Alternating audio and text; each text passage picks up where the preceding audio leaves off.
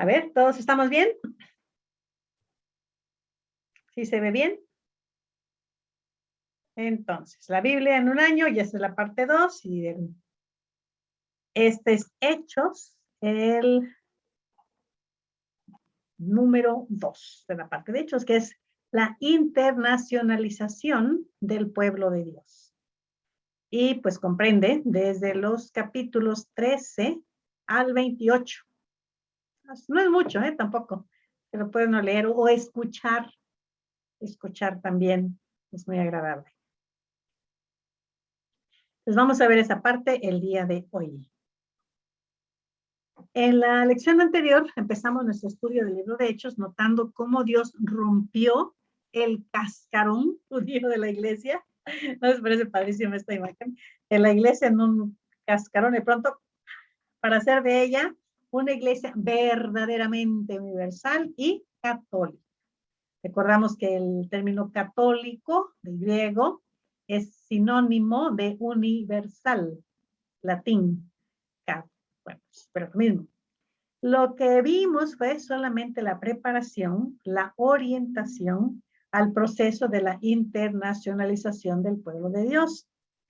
En la lección de hoy queremos ver la realización o la efectuación de este proceso. ¿Cómo es que se hizo? Yo les digo, no es que sea algo nuevo.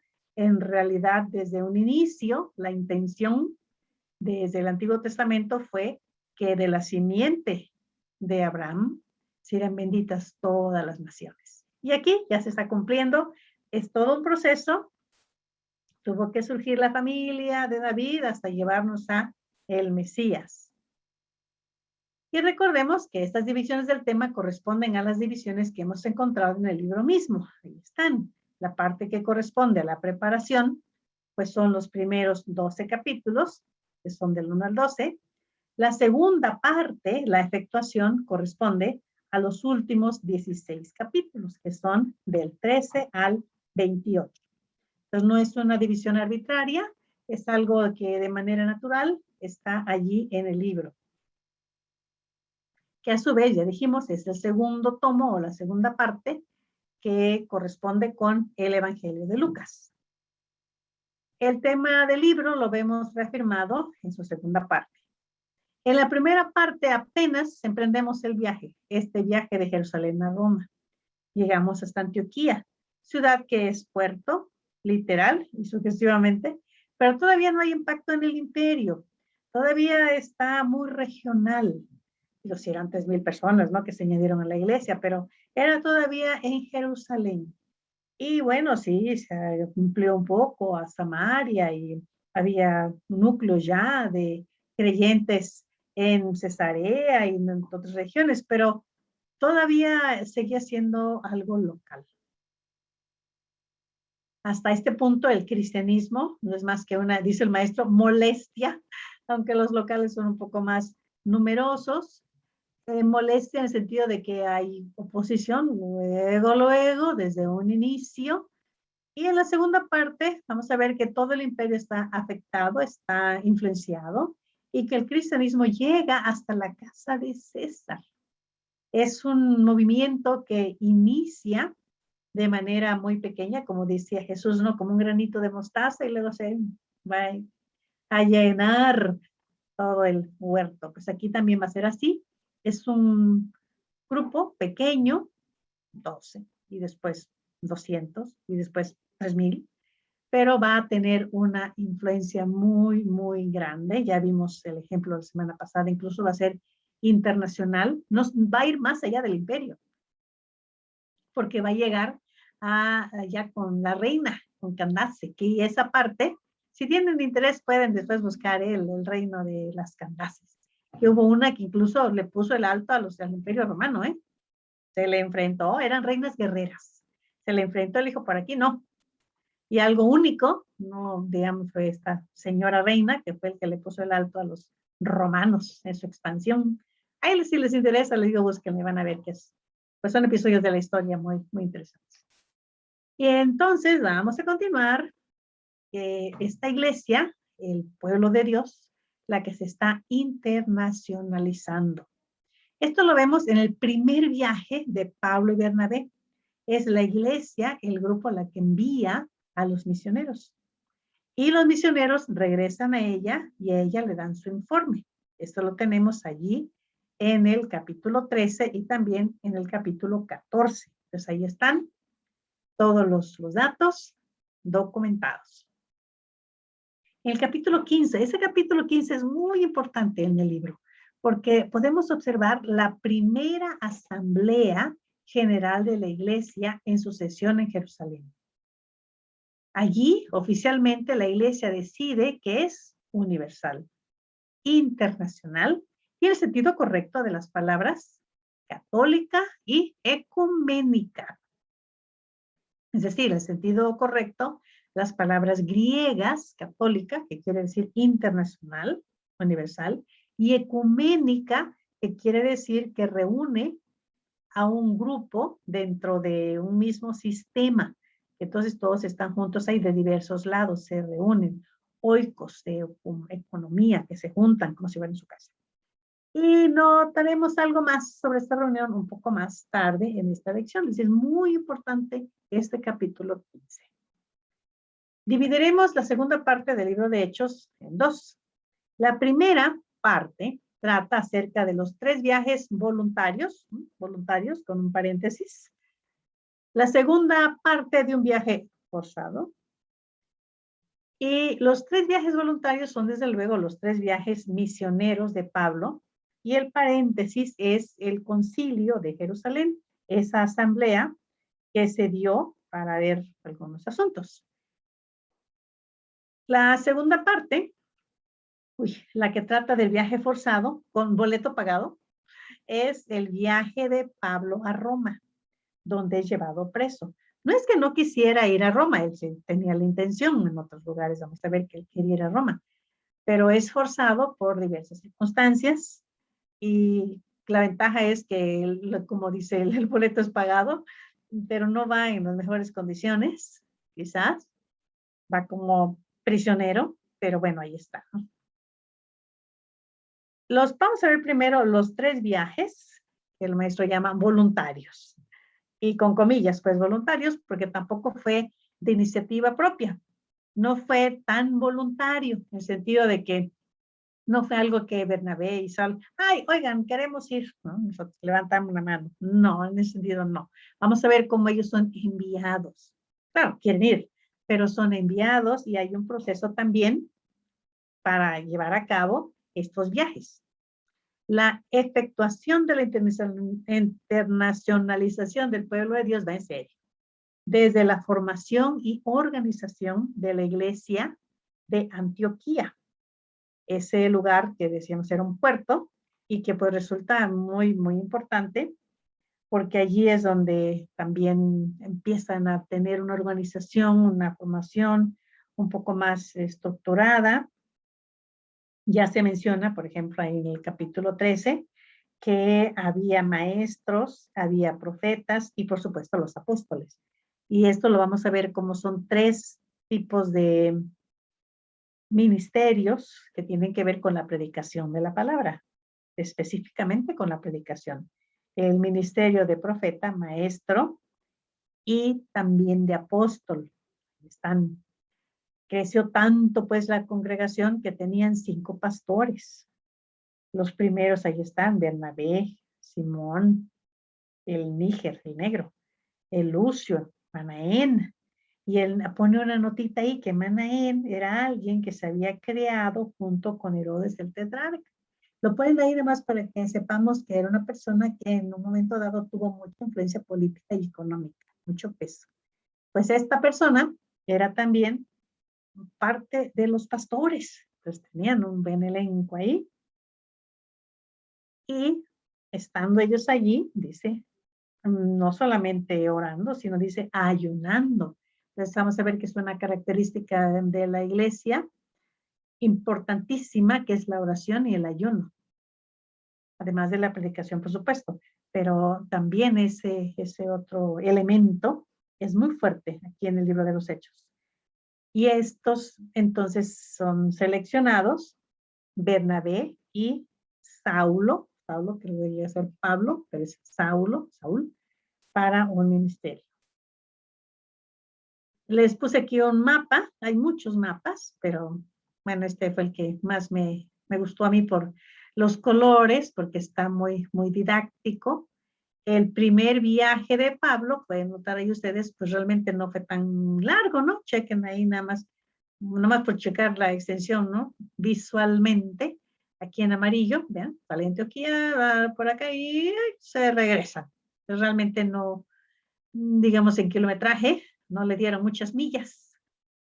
Pero el segundo viaje, allí sí ganó muchas. Vean nomás, está en verde. Y sí, ya les digo, ya aumentó sus millas. Y luego el tercero, noten que está en azul, ven qué bonitos los colores. También me está pues bastante largo, ¿no? Entonces empiezan chiquito y luego se lanzan a lo grande. Y noten cómo son todas estas regiones que eran controladas por el Imperio Romano. Acá está Roma, ¿no? El sitio más importante de la época. Pero de aquí ellos habían establecido puntos en el Mediterráneo, de tal forma que a este mar le llamaban Mare Nostrum, nuestro mar. Pues sí, en un sentido sí tienen razón, era su mar, porque habían logrado conquistar todas estas zonas.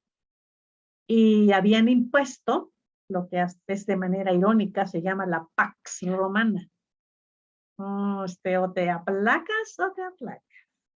Habían logrado controlar, no 100%, pero en gran medida a los piratas, para que hubiese entonces algo de seguridad en pues, las embarcaciones que eran básicamente pues de comercio.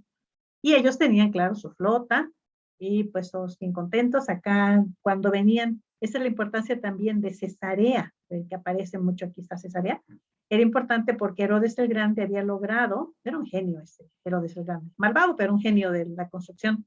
Había hecho una bahía, un puerto, había logrado construir un puerto aquí. Entonces las naves que venían, y lograba, era tan grande que cabía toda una flota romana.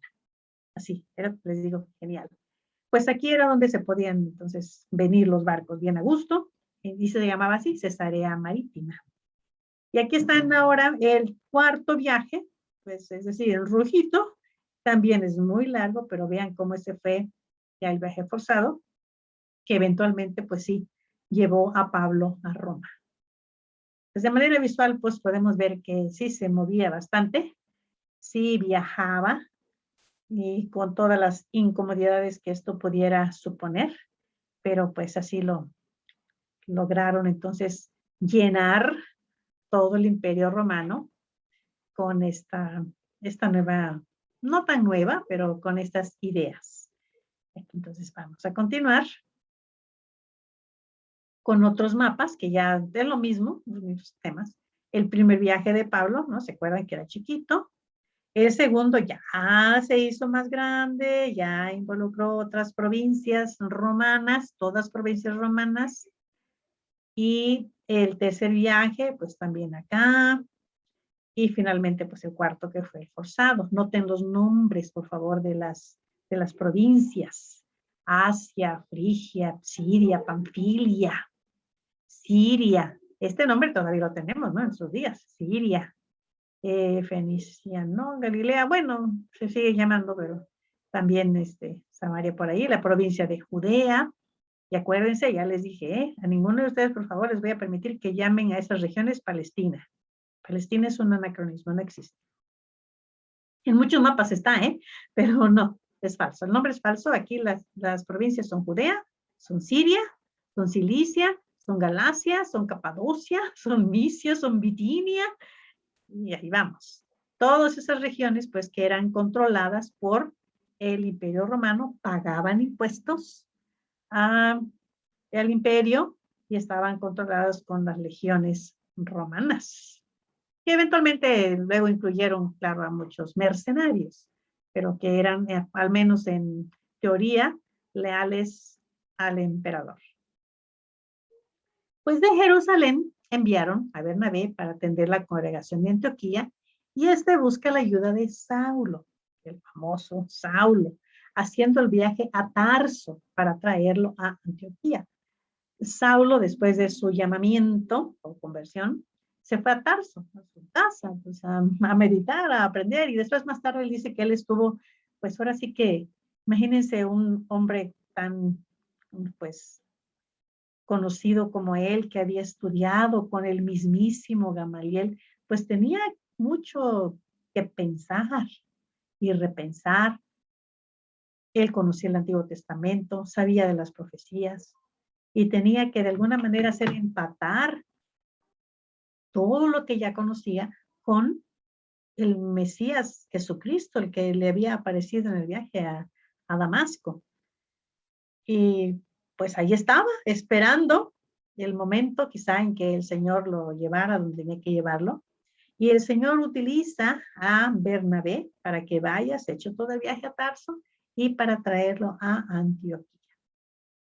No sabemos cuándo se aumentó la nómina en Antioquía, en poco tiempo ya vimos que hubo trabajo para 5 pastores, aparte de los diáconos, acuérdense que había diáconos por ahí también, pero aquí ya tenemos estos 5 pastores. El Espíritu Santo fijó sus ojos en 2 de estos pastores. Quizá eran los mejores, no minimizamos a los demás, sino el perfil. Y recuerden que pues no somos iguales, como dicen, unos somos más iguales que otros, pero no somos iguales. Tenemos perfiles diferentes y de acuerdo a nuestro perfil podemos y debemos servir a nuestro Dios. Él nos hizo así y nos ha dado oportunidades también de prepararnos de una u otra manera, de maneras distintas para él, su servicio. Y aquí él dice entonces, apártenme a estos 2. Rápidamente, la congregación fue pronta en cumplir y la iglesia, primera iglesia misionera, la iglesia madre de todas las iglesias europeas, americanas, australianas, africanas, orientales, mexicas, todos tenemos aquí un inicio. Les digo, es como dice el maestro, se rompe el cascarón de la religión judía. Sigue siendo judía. Todo esto, este movimiento es judío, no es algo nuevo, sino simplemente va a haber este lado, les decía, estrictamente hablando, el cristianismo es una secta judía, se separó del tronco, pero sigue siendo judío, el trasfondo sigue siendo judío. Y Bernabé y Saulo, Pablo, son los primeros misioneros, junto con un joven ayudante, famoso también, que ya conocimos, el Juan o Marcos. Lo conocemos como el autor del segundo evangelio. Pero quizá por su misma juventud, no sabemos. El caso es que duró poco tiempo, quizá extrañaba a su mamá, y se regresó hasta, dijo, creo que mejor me voy de aquí, y se volvió a Jerusalén. Bueno, también se vale, ¿no? No quiere decir que ya después no iba Dios a utilizarlo, ¿no? Sí, eventualmente sí vemos que sí. Sí volvió a ser muy útil para Pablo incluso. Pero de momento dijo, no, mejor me regreso a Jerusalén. Y bueno, podemos concluir, ¿no? De que no le cayó muy en gracia a Pablo. Pues de sus cartas aprendemos que Pablo más tarde cambió su sentir con referencia a Marcos, pero al principio no le pareció muy bien que este joven no hubiera durado mucho. Y Pablo, quien era Saulo hasta ahora sí van, y Bernabé van a la isla de Chipre, donde la predicación de Pablo es acompañada con las señales del reino, o sea, el poder sobre los espíritus malos. De Chipre van a la región de Asia Menor llamada Galacia, donde organiza las iglesias, a las que escribe más tarde la carta a los Gálatas. Pues ahí están con su nombre, tal cual, la provincia era la provincia de Galacia. Entonces los que vivían allí pues les llamaban los Gálatas. Y va a haber una carta que se va a ser dirigida a los grupos allí. Aquí vemos el ejemplo, el primer ejemplo de la predicación de Pablo y su uso de la sinagoga como punto de contacto y su atrevimiento para hablar el mensaje de Cristo. Para ellos, cuando escuchaban pues sabían de qué estaba hablando Pablo. Sabían, cuando Pablo dice, después de la lectura de la ley de los profetas, dice, si tienen alguna exhortación, entonces Pablo se levanta y habla de lo que todos ya conocían, de la historia del pueblo judío, de David sobre todo, y rápidamente les dice, Dios levantó a Jesús por Salvador a Israel de la familia de David.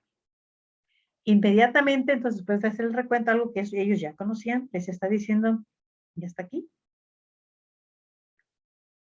Y pues muy, muy fuerte el mensaje, porque como les digo, ellos estaban esperando que llegara el Mesías. Y Pablo les habla de Cristo, les habla de su muerte y les habla también de su resurrección.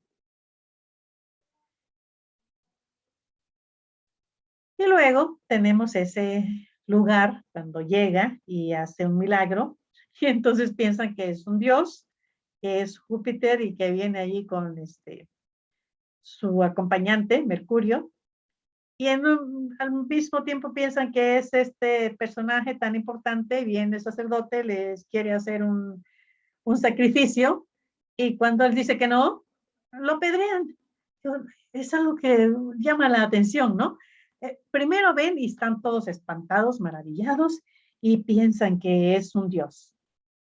Y luego, cuando ven que dice que no, no, soy más que un hombre común y corriente, lo apedrean, a ver, como si fuera un criminal. ¿Había Pablo hecho un crimen al curar a este cojo? Pues no, ¿no? Entonces, ¿por qué lo van a apedrear? Algo incongruente, realmente no tiene sentido, porque primero quieren ofrecerle sacrificios, como si fueran Mercurio y Júpiter, y luego ya los quieren apedrear. Es decir, de hecho, bueno, los lastiman. Constituyeron ancianos en las iglesias y ahora sí, ya la iglesia es internacional. La experiencia más profunda de Pablo es la que incluye en su informe a la iglesia de Antioquía. Cuando él y Bernabé regresan después de su primer viaje, y él dice, Dios ha abierto la puerta de la fe a los gentiles. Allí está en el capítulo 14. Ese es un punto muy importante.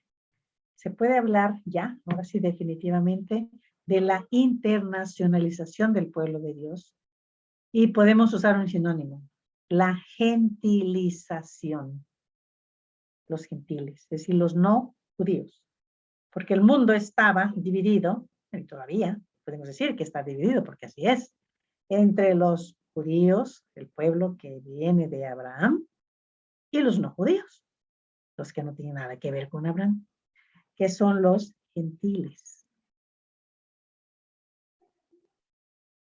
Esto es normal. Digo, cuando hay un grupo, los demás grupos pues no son. El mundo está dividido también entre los mexicanos y los no mexicanos. Son los mexicanos, y los que no sean mexicanos pues son los demás. Entonces, cuando hacemos un grupo, el otro grupo es el no grupo. ¿Ven que es fácil? Pues aquí tenemos también el grupo de los judíos, los demás, los no judíos. Pero ahora resulta que los gentiles, los no judíos, están recibiendo el evangelio. Y de allí para allá, el capítulo 15 nos narra cómo la iglesia pues trató este problema, dificultad, cuestión, asunto de qué hacer con las congregaciones de los gentiles. Porque, digo, los judíos pues tenían toda su estructura, sabían que había ciertas leyes de, por ejemplo, respetar el Shabbat, el sábado, ciertos tipos de comidas que no podían comer. Pero ¿y los gentiles? ¿Qué hacemos con ellos? Que de pronto ellos también, pues que se van a hacer judíos. Bueno, estrictamente hablando, sí, se hacían judíos de manera espiritual, aunque sea, quizá no como etnia, pero ya como religión sí, porque la religión pues era judía. y no saben realmente qué hacer con ellos, porque pues para ser judíos tenían que pasar por ciertos ritos y tenían que dejar de hacer ciertas cosas que como gentiles hacían. Y entonces Pedro relata su experiencia con Cornelio. Dice, ahora, ¿qué hacemos? Si Pedro, el líder en este momento de los apóstoles, recibió este mensaje, pues, de Dios mismo, y si Pedro entró a comer con los gentiles, y los gentiles en casa de Cornelio fueron tratados igual que aquellos que estaban en el aposento alto, cuando cayó sobre ellos el Espíritu Santo, cayó también sobre Cornelio y pues Cornelio romano y todos los demás romanos, muy seguro que esto tenemos que ver qué hacemos. Entonces vean cómo es una crisis, en buen plan, ¿no? Pero es una crisis de pronto de identidad, porque ¿qué hacemos con estos nuevos? No son de la etnia judía, ni siquiera son samaritanos, son totalmente paganos. Y resulta que ahora han aceptado al Mesías judío, es decir, a Jesús, y, y hay muchas discusiones, entrevistas con Pablo, con Bernabé, y dice, pero es que no podemos tampoco exigirles que se vuelvan a hacer como los judíos, tal cual, estrictamente hablando, porque pues ellos mismos nos están corriendo de las sinagogas, están rechazando a, a Jesús como el Mesías. Entonces, pues esto no tiene solución. O son o no son. ¿O qué son? Va a haber un tercer género. Ya no es binario. Ya no es como era antes, ¿no? Judíos y no judíos. Ahora es judíos y cristianos. Acuérdense que en Turquía se les empezó a llamar poscristianos. Quizá medio en burla, medio en serio, porque Christos es la traducción de Mashiach, entonces Mesías en hebreo, Christos en griego, pues cristianos, los mesiánicos. Pero aún eso no era realmente, digo, se indicaba, ¿no? Que serían al Mesías, al Christos, pero de todas formas seguían siendo pegados a el grupo, estrictamente hablando, judío. Y entonces dicen allí en el versículo 28 y 30, pues miren, después de mucho meditar, después de mucho orar e incluso seguramente ayunar, ha parecido bien al Espíritu Santo y a nosotros. Pues ven, esto no fue de un momento para otro. Bueno, sí, vamos todos como científicos. No, fue un proceso y un proceso largo y un proceso que se discutió, que trajo pues hasta quizá discusiones a altas horas de la noche, con mucha oración, viendo cuál es la dirección del Espíritu Santo. No, ya no podemos exigirles que se hagan prosélitos. Y dicen allí, ha parecido bien al Espíritu Santo y a nosotros. No imponeros ninguna carga más que las necesarias. Abstenerse de los ídolos, sangre ahogada. Y ya. A ver, pues se las pusieron muy fácil. Pues no es que se las pusieran muy fácil, es que realmente, ¿cómo iban a lograr introducir todos los aspectos de una religión judía a grupos tan alejados entre sí, que estaban viniendo de trasfondos tan diversos? El pueblo judío se había conservado y les decía yo, llegaban y en donde quiera que se establecieran, aunque fuera un lugar muy pequeño, establecieron una escuela y tenían todo un sistema para educar desde los chiquitos, aprenderse la Torá, todas las leyes, todo lo que implicaba el Shabbat, las fiestas, los sacrificios, incluso ir a Jerusalén, a ser posible. Había toda una estructura. Pero de pronto estos grupos que no saben ni leer ni escribir, la mayoría, que tienen unas tradiciones muy diversas, muy diferentes, y pues no podemos hacerles proselitos. Y en una de las decisiones de más trascendentales que ha tomado la iglesia en toda su historia, permiten la diversidad. Entonces no les imponen toda esta ley ceremonial que distinguía al pueblo judío, sino que dicen vamos a hacer lo mínimo indispensable, teniendo en mente, ¿no?, lo que ya les había dicho Pedro. Dice, es que el Señor me presentó todos los animales allí, dijo, no, no llames inmundo lo que el Señor ha limpiado. Pues no podemos hacerles otra vez parte de esta estructura que el pueblo judío tiene. Y esto es de acuerdo a la dirección del Espíritu Santo. Es como les decía, es una cuestión de identidad. Llega un grupo muy diverso, porque en todo el Imperio Romano, lo único que les unía era el lenguaje, el griego. Pues nada más, porque cada quien después tenía sus propios idiomas, sus propias costumbres, sus propias religiones, sus propias maneras de vestirse, de comer. Entonces no había manera, ¿no? Y ahora van a ser cristianos y es el Espíritu Santo el que va diciendo, miren, por aquí, por aquí. Hay un desacuerdo entre Bernabé y Pablo.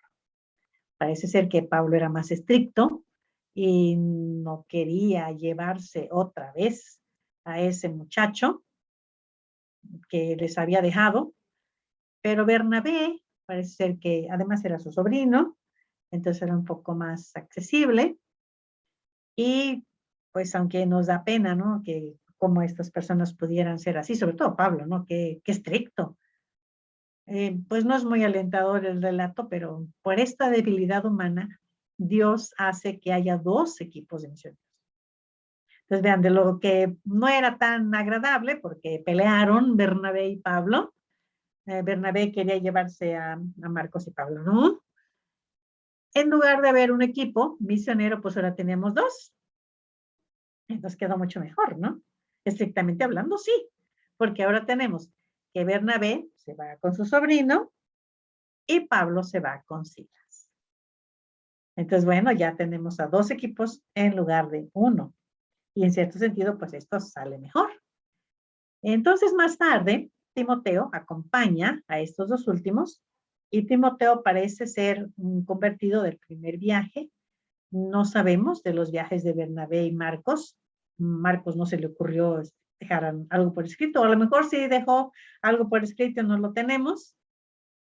Bueno, esa historia entonces se va a concentrar en Pablo y en el equipo de Pablo. El segundo viaje de Pablo, que se acuérdense que el otro fue muy chiquito, regresaron, empieza con la intención de visitar las iglesias que se organizaron en el primer viaje.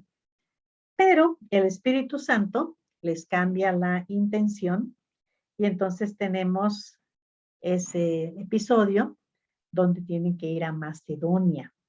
Entonces, Macedonia es la parte norte de Grecia, que ahí recuerdan un personaje muy famoso, el macedonio más famoso en la historia, el queridísimo, el inolvidable Alejandro. Alejandro el Magno, del Macedonio. Pues allá, de allá fueron. Y con este viaje el evangelio pues llega a Europa, la parte norte de Grecia. Bueno, y todavía existe el nombre Macedonia, todavía está el Macedonia allí. En este viaje se fundan iglesias cuya correspondencia vamos a leer más tarde en esta serie de estudios. Y ahí ya se contesta la pregunta de Alex, ¿no? ¿Qué pasaría si no está el libro de Hechos? Pues no tendrían ni idea, ¿no?, de todo este trasfondo cultural que dio origen a las cartas. Pues leeríamos nosotros, y Gálatas, ¿y eso qué? ¿De dónde salió? ¿Quiénes eran? Pero aquí tenemos el trasfondo histórico, geográfico de estas cartas. Y ahí está el mensaje, pues atravesando, se mencionan todas las zonas, Frigia, Galacia, Misia, y el joven de Macedonia que les decía, pasa a Macedonia y ayúdanos. Y trataron pues de ir a Macedonia para allí, en esas colonias griegas, pues pudieran predicar el evangelio. Y de esta forma pues se va abriendo más y más, se va extendiendo más y más esta secta que empieza como el granito de mostaza y ahora ya está llenando todo el Imperio Romano. Poco a poco, pues ni tan poco a poco. Realmente fue un esfuerzo muy grande. Tomen en cuenta las dificultades de transportación, ¿no? Y de pues sostenimiento que había en la época. Pero ahí van, ¿no? Ahí van. Aquí no hay suma, sino ya hay multiplicación. Es decir, el crecimiento es como de una planta, el crecimiento es exponencial.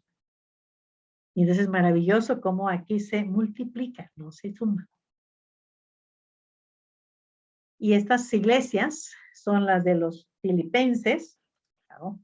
Los tesalonicenses y los corintios. Eso hace mención pues a las ciudades, a las regiones, donde había grupos que aceptaban el mensaje de Jesucristo, Jesús que había resucitado de los muertos, y que llegaban y decían, sí, somos creyentes, y formaban comunidades. En Filipos, en Tesalónica, en Corintios no tengo los nombres, son griegos, porque las regiones eran de la parte griega del Imperio Romano. Y quizá la iglesia de Tesalónica, dice el maestro, es la que más nos llama la atención, porque es una obra de 3 semanas. Y en 3 semanas, Pablo dejó una iglesia fundada. Y allí es donde vemos el método y el mensaje de Pablo con toda claridad. Había ya una estructura, aunque ya dijimos, bueno, ellos dijeron también que los gentiles entraron, pero el punto siempre fue de Pablo llegar a la sinagoga. Entonces estas regiones tenían su sinagoga, tenían un grupo más pequeño, más grande, pero había sinagogas en todo el Imperio Romano porque había grupos de judíos en todo el Imperio Romano. Y allí era como llegaba Pablo, pero ya a partir de ahí los demás escuchaban y se hacían también cristianos, pero así había una infraestructura, pues había gente que ya conocía que cuando Pablo decía, como dijo el profeta Isaías, así Isaías, ya sabíamos que dijo Isaías. Claro que los gentiles no, pero el grupo de judíos que estaban ahí sabían de Isaías y podían explicarles a los demás. Aún si Pablo ya no estaba, los mismos creyentes judíos que tenían más conocimiento podían compartir con los demás. Y habiendo salido de Tesalónica, va a Berea, luego a Atenas y llega hasta Corinto, de donde escribe las cartas a los tesalonicenses, apenas unos cuantos meses después de haberles dejado. Es otra parte estratégica de parte de Pablo, que cuando no podía estar allí, pues entonces fue de los primeros innovadores, profesores, que enseñó, que dejó su ministerio como tenemos actualmente, en línea. Claro, nosotros lo hacemos como ahorita, ¿no? Estamos en línea, no presencial, pues Pablo lo hizo a través de cartas. Entonces, su enseñanza fue también no presencial, fue en línea, en carta. Y de esa forma ellos podían tener, así como nosotros estamos grabando este video y luego se puede ver en YouTube, bueno, también ellos tenían sus cartas y las podían leer las veces que fueran necesarias y las podían reproducir, de hecho lo hacían, y lo enviaban a otras iglesias. Entonces, esa fue una manera pues muy efectiva de que Pablo lograra pues ministrar a tanta gente y en tan poco tiempo, porque escribía sus cartas y las mandaba. Fue un método pues muy importante que él desarrolló. No era único, no se lo inventó él, pero él sí lo hizo de manera muy adecuada, muy apropiada, y hasta nuestros días nosotros podemos leer lo que Pablo dejó por escrito. Y se copiaba con mucho cuidado, de tal forma de que a veces hay una variante, ¿no? Del Dios Padre y nomás dice de Dios, o nomás dice del Padre y no dice de Dios. Son cosas muy pequeñitas, una frase por ahí, una frase por allá, pero realmente los que se dedican al análisis de la crítica textual no tienen tanto trabajo, ¿eh? Porque sí, las cartas eran copiadas con mucho. Después de pasar año y medio en Corinto, cuya condición espiritual examinaremos en el estudio de las cartas enviadas a esta iglesia, Pablo regresa a Antioquía, su iglesia patronizadora, es decir, aquellos donde habían iniciado los viajes. Y con su ejemplo, Pablo apoya la idea de que la obra evangélica y misionera es obra de la iglesia. Esto es muy importante. Pablo era un gran líder, sí, pero él no era quien controlaba o él no era el encargado de la organización, era un siervo. Iba, predicaba, organizaba y regresaba, reconociendo pues que su autoridad provenía de la iglesia. No era, pues les decía, un líder carismático que estuviera tratando de organizarse y hacer el jefe de las misiones, no. Siempre regresaba, sometía su informe a la iglesia, decía, aquí estoy, ¿para dónde más quieren que vaya? El tercer viaje. Empieza como el segundo, con un recorrido de las iglesias fundadas en los viajes previos. Estas iglesias pues requerían mucha enseñanza, requerían de que Pablo les resolviera algunas dudas, algunos problemas que había allí. Va a Éfeso, donde Pablo tiene que corregir la obra de Apolos, la que realizó antes de ser instruido por Priscila y Aquila. Es un acontecimiento interesante que ha dado ocasión a que algunos hoy en día, dice el maestro, elaboren una doctrina equivocada sobre el Espíritu Santo. Pero bueno, ahí está. Pablo sigue predicando, sigue confirmando, enseñando, es decir, que fue algo muy, muy importante porque había muchos que no eran judíos que no tenían ni idea, ¿no? Lo que ocurría cuando decían, cuando mencionaban a los profetas, cuando mencionaban el exilio, pues no tenían idea y tenían pues que ser instruidos.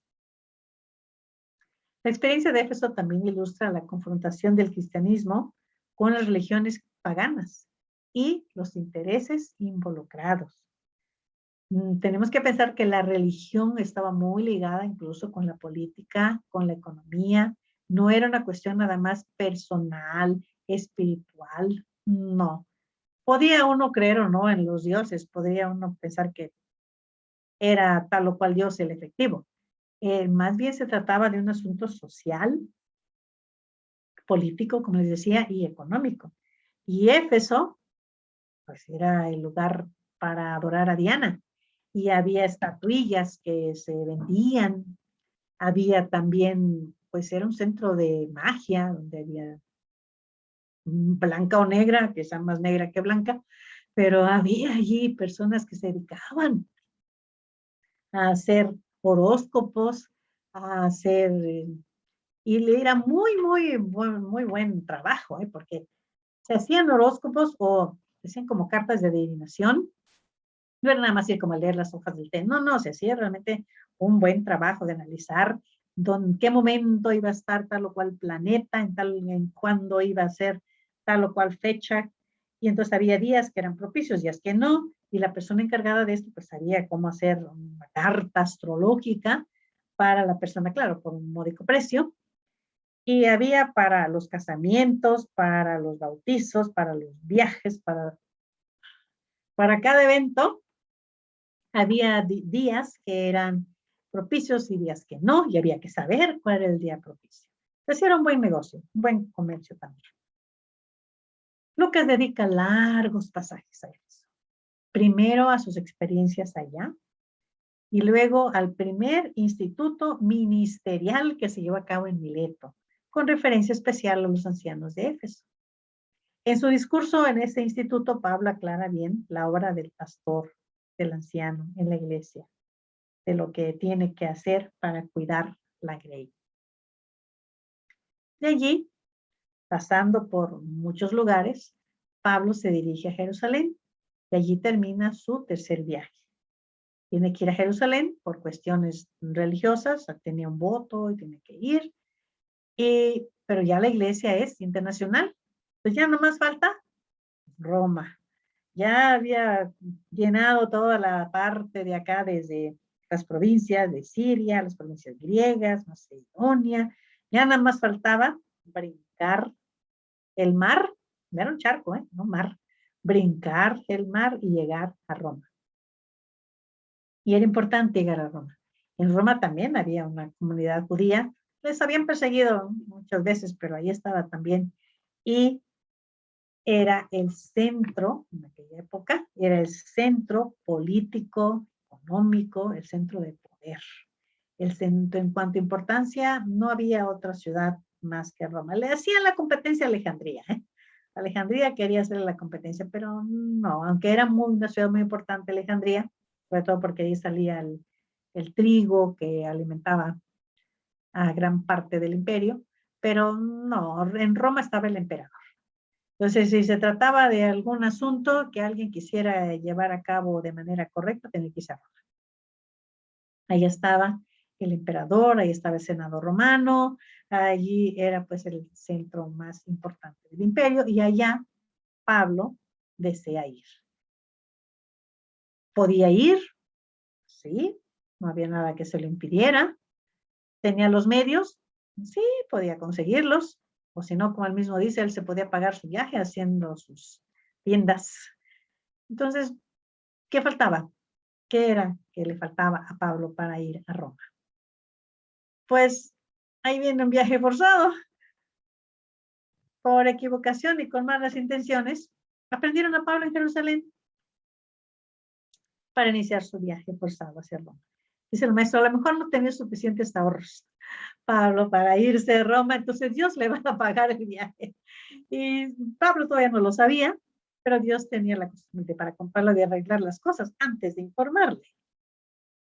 Ahora Pablo tendrá la oportunidad de predicar a oficiales del gobierno, a reyes, gobernadores, potentados, lo que nunca hubiera sido posible si Pablo mismo hubiera arreglado las cosas. Digo, era ciudadano romano, pero de todas maneras no tenía tanta importancia. Ahora como prisionero del imperio, entonces debemos fijar la atención en la serie de personas notables a quienes Pablo predicó en ese tiempo. Desde los oficiales más importantes, desde los judíos en Jerusalén, pasando por los grandes gobernantes regionales, hasta llegar a través de oportunidades de hablar con capitanes de barcos, oficiales de la marina, comandantes de puertos, la misma, donde en su casa y en la corte predica el evangelio. Lo que es importante en esta sección del libro no son las experiencias de Pablo, sino sus discursos. Son varios. Ante el pueblo en Jerusalén, ante el concilio, ante Félix, ante Festo y ante Agripa. Y en estos discursos, Pablo cuenta su conversión 2 veces y explica la esencia del evangelio con más frecuencia. Es en estos discursos donde vemos que Pablo interpreta su conversión como llamamiento. ¿Será válida esta interpretación? Lo que es importante, entonces, es que veamos, digo, no nos da el tiempo, pero ustedes que están leyendo, por favor, que vean los discursos. Y la interpretación, dice el maestro, lo deja como pregunta retórica nada más, ¿será válida esta interpretación? Conversión como llamamiento para todo cristiano. A Pablo Dios pues le da la oportunidad de dar un vivo testimonio de que Jesucristo es rey, tanto del mar y de las serpientes, como del corazón de Pablo. Después de un naufragio, algunas otras experiencias, por fin Pablo llega a Roma. Los hermanos van a su encuentro y les da el testimonio, que también es el tema del libro de Hechos. Sabed pues, les dice en el 28, que a los gentiles es enviada esta salvación de Dios. Mensaje fuerte. Tenían que decir, pues sí, vean cómo sí están creyendo. Pablo empieza una nueva época de su ministerio. Está 2 años en una casa alquilada que se convierte en templo. donde predica el reino de Dios a todas las gentes de todas las naciones, de todas las clases sociales, incluyendo las más ricas y poderosas. Desde su cárcel en Roma, escribe muchas de sus cartas. Ejerce el pastorado por correspondencia. Por esas cartas, sobre todo por la carta a los filipenses, sabemos más de su ministerio en Roma. En la próxima lección tendremos el primer repaso del Nuevo Testamento, desde Mateo hasta Hechos.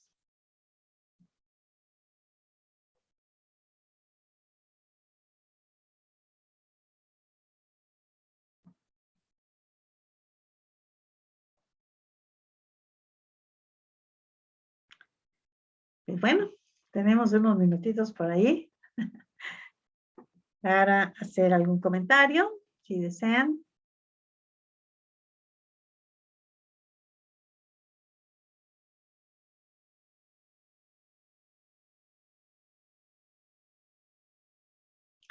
Creo que Francis, ¿quieres hablar? No te oigo. Hay que desactivar.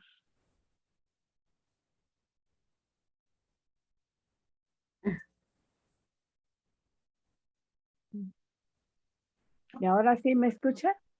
Sí, ahora sí.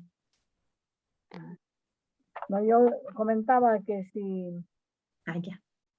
hay otro comentario o tal vez ya quedó todo tan claro que hay que repensar otra vez, de volver a escuchar la plática de YouTube cuando se suba.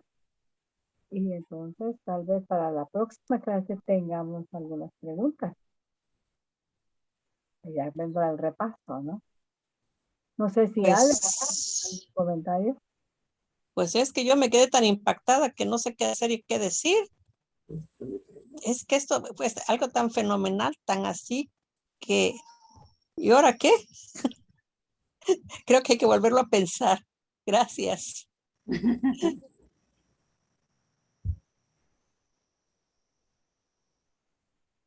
Sí, hay varias cosas, ¿no? Varias cosas que tiene uno que meditar cuando uno, aunque sea así de rápido, ve la obra de Pablo, del Espíritu Santo a través de Pablo Bernabé.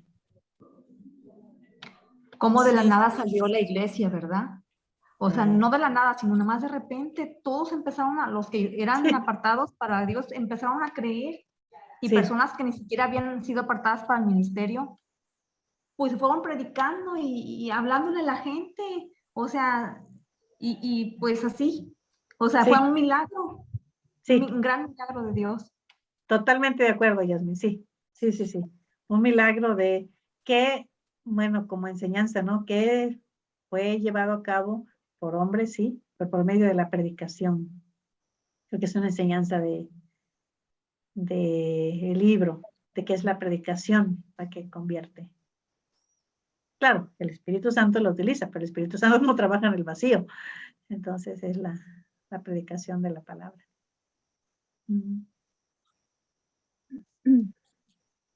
Ahí yo tengo la pregunta en Roma estaba el César, pero lo que no entendí es, Agripa es un rey, ¿no? Pero, ¿cómo era el escalafón ahí del César? Ah, sí. Bueno, el César era un título que tenían todos los emperadores para honrar a Julio César. César es un nombre de la familia César, pero se hizo tan famoso que decir César ya quería decir gobernante. Por eso tenemos incluso hasta nuestros días, ¿no? La palabra Kaiser, Kaiser, alemán, porque viene de César. O el Czar de Rusia, porque viene de César. Entonces, aún en esas regiones, César quería decir gobernante supremo.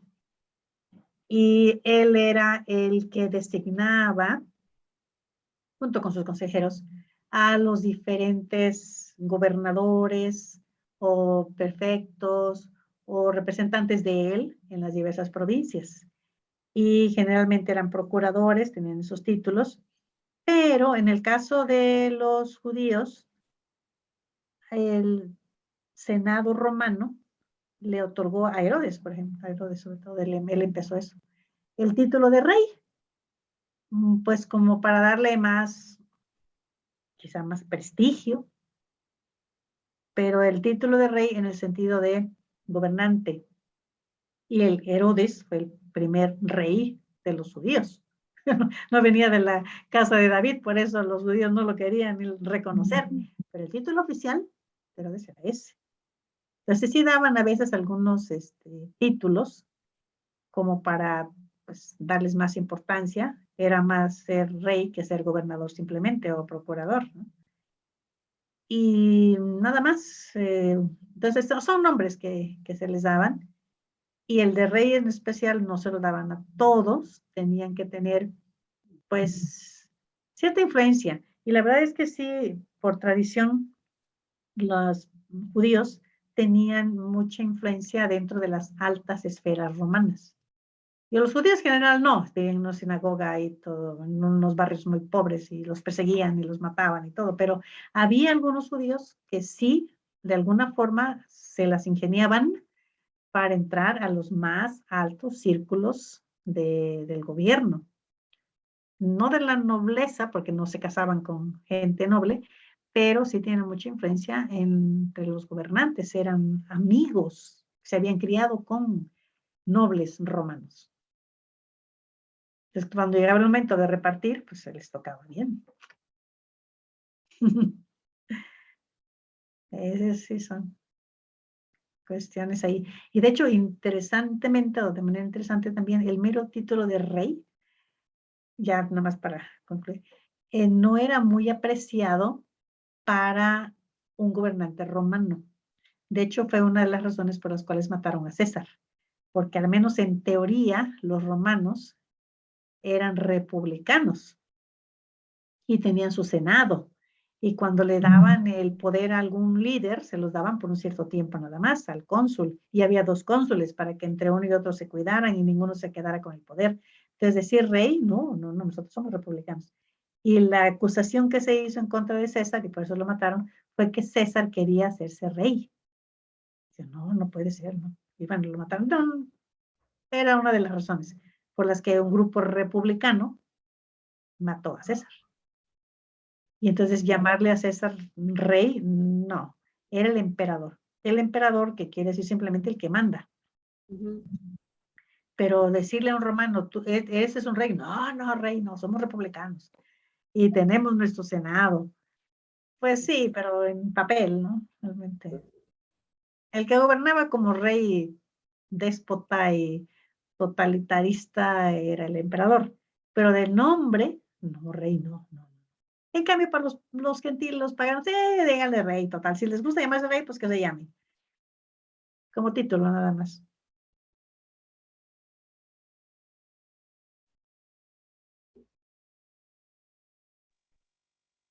Pues agradecemos mucho tu participación, maestra. Y nos vemos entonces, Dios mediante, dentro de 8 días, con el repaso. El repaso.